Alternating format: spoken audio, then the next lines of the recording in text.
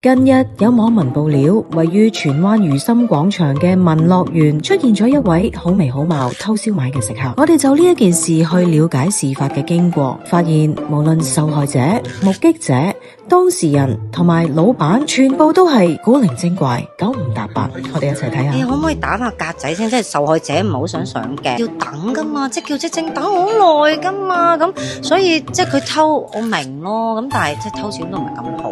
即係如果你想食嘅話，下次可以同我講，我實俾㗎，係咪先？即係燒賣啫嘛。我頭先同屋企人飲茶，唔接受訪問。到底點樣發現有食燒賣？我覺得呢度嘅叉燒包好食，鳳炒又好食，價錢又平。我就見到隔離嗰人食嗰粒麻辣燒賣食得好滋味，我就想嗌，就咁知道咯。我有俾錢㗎喎，但係我等唔切喎。你知唔知佢哋嗰粒燒賣麻辣燒賣咧，又大粒又好食又多汁喎，我真係忍唔住。冇後悔過。唔好影啊！